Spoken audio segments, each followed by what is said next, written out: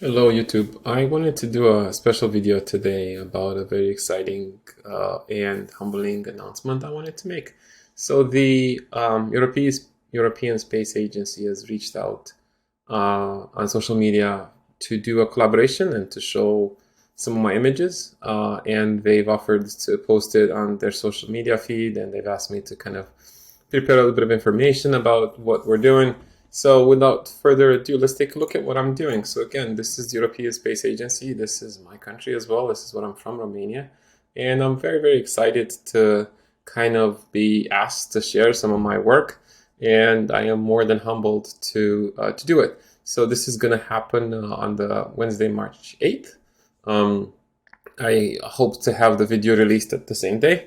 So let's look at what I'm going to be sharing. In total, I have about 350 hours of imaging with 2 telescopes.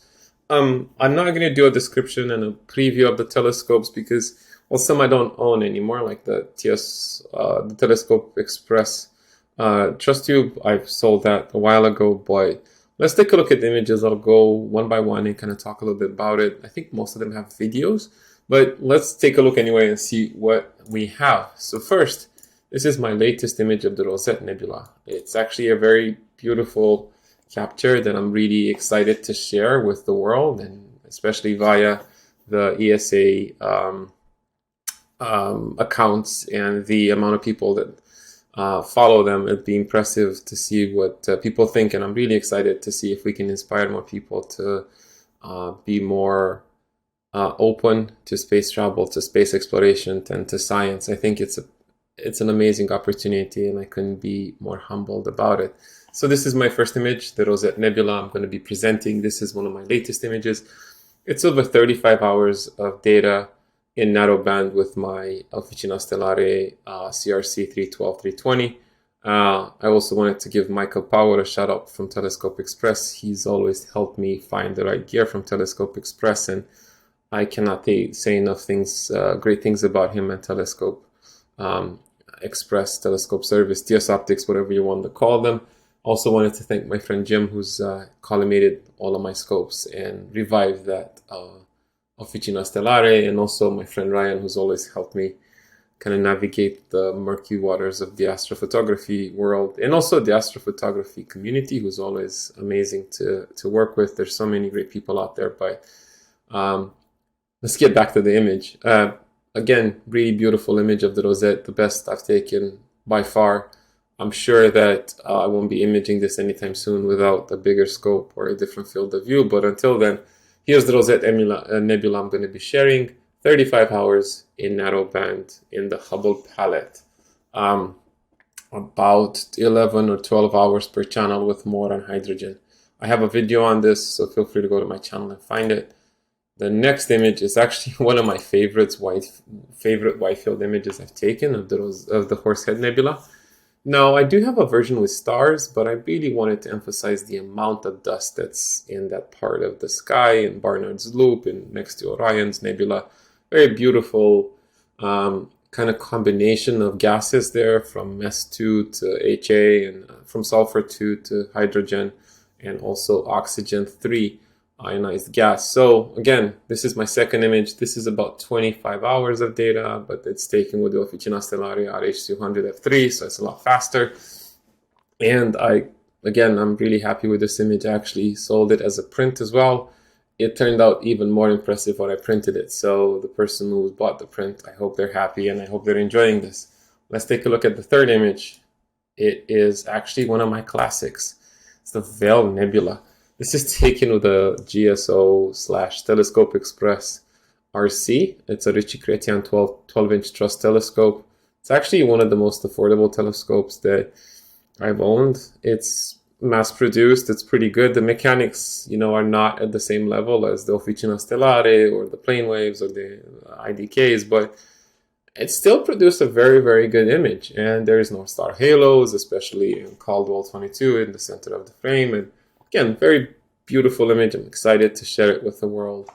I haven't taken a better veil, and this is a couple of years old. So maybe this spring, I'll see if I can top myself into a mosaic of this. Image number 4. Actually, this is a sleeper image. So I've taken this a while ago when I was having these issues with the baffling, and you can see concentric circles, and I've been struggling to get the detail out. But this is taken with the Officina Stellare CRC 312, 320. This telescope was thought to be a lemon, a broken telescope, something that was going to work. And I kind of had an inkling that it could be fixed.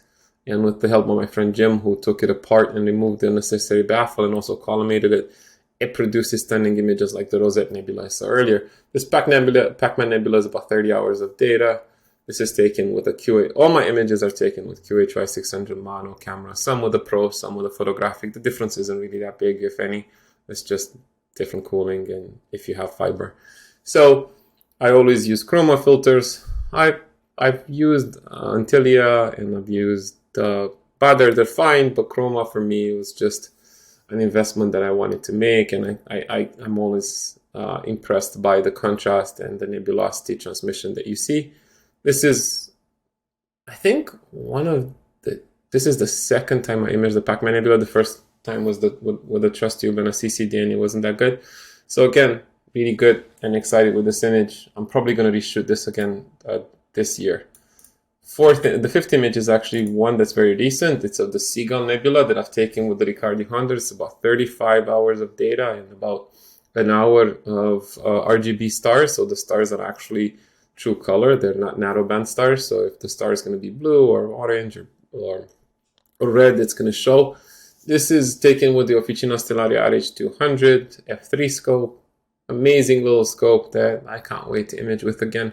Again, that was bought as another telescope that couldn't be collimated with fungus on the mirror and a bunch of other problems. But in time, it was mechanically adjusted correctly, and it's still going strong, as you can see in this image.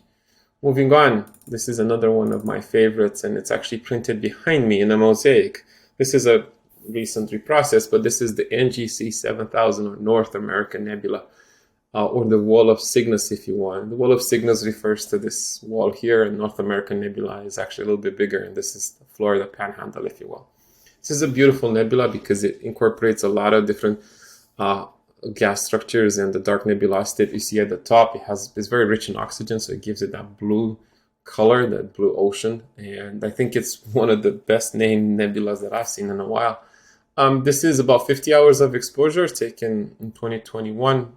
I was kind of still struggling with some of my stars. They're not the best now, and I think once I reshoot it, I could get a better image, I hope. But still, very good. One of my best images of the North American Nebula. I've imaged this maybe 4 times, different focal lengths, but this is definitely by far the best. Moving on to my 6th image, I suspect, 7th, sorry. The Lagoon Nebula. Now, I've imaged this with the RC and I've imaged this with the RH, the Riccardi 100. So this is with the Riccardi 100. This is 600 millimeters F3. Very vibrant image. It has a lot going for it. It's got so much nebulosity. It's both in hydrogen and in sulfur that it's pretty nicely captured. I like the colors. I like the way the gases are easily seen. I like the way you see the lagoon actually spilling. I've never seen this in some of the images I've been researching when I started, so I'm really excited and happy with the detail. I might mosaic it next year. If I get to image from a lower altitude, then I can have more time, because in my current situation, I don't have that much time. Again, this is about 20 odd hours with the Riccardi 100's RH200 F3. Amazing little astrograph. Moving on to this is actually taken with a massive 16-inch light bucket. It's a IDK custom astrograph that my buddy Jim has. Now I framed this image for him and I also processed it. It is the Melat 15 Nebula in the center of the Heart Nebula. It is breathtaking to see that we can achieve this from a Bortle 7, which is very bad from a light pollution standpoint. And this is about, I think, 20 hours of data, about 1200 seconds per exposure, and bin 2x2. This telescope is massive. I can probably fit in it. Very, very incredible sharpness and details that this telescope can produce and render. This is also binned, so it's a QHY600 binned, and with dithering and drizzle, you can get the resolution back. So again, very, very exciting to see the details. This, again, I wish I can beat this image, but nothing in my arsenal can get even close, just because I don't have the aperture. That's almost half a meter. It's 300, I think, 60 or 70 millimeters. It's a massive, massive mirror. So this telescope is definitely, it is one of a kind because it's a prototype, and it's 2680 or 2800 f6.4, which is extremely fast for this. And the details are just mind-blowing to behold. I think 2 more images and we're done. This is a little bit of solar. This is one of the best days I ever saw when it came to seeing. I think my seeing was under 0.5. And this was the sun on August 14th, taken with a Coronado Solar Max 90 millimeter and the Gemini, Daystar Gemini double stacked, the ZW174. Very, very cool detail I could pull out using my processing techniques and topaz at the end. Very happy with the image, probably one of my best solar images. And this is actually the first image that NASA ever mentioned me in. So that has a little bit of emotional connection there. Last image is also one of my recent ones. It's the Flaming Nebula, and I did the Flaming and the Tadpoles Nebula, which won top pick on Astrobin. And this is the Flaming Nebula at the bottom. It's about I would say 30 odd hours of data, if not more. I can't remember how much data. I think it's close to 50. It's got RGB stars, so the stars are true color. The aperture sure shows the value and the power of it, the resolve power, and it is something to beat. I think it's not going to be easy. I think I had some bad seeing in oxygen, and maybe next year, because the star gets readily available, or maybe even before in the galaxy season, I can reshoot this and see if I can do a better job. Still very impressed with the level of nebulosity, the detail, and I got the star size even in RGB to be pretty good and workable.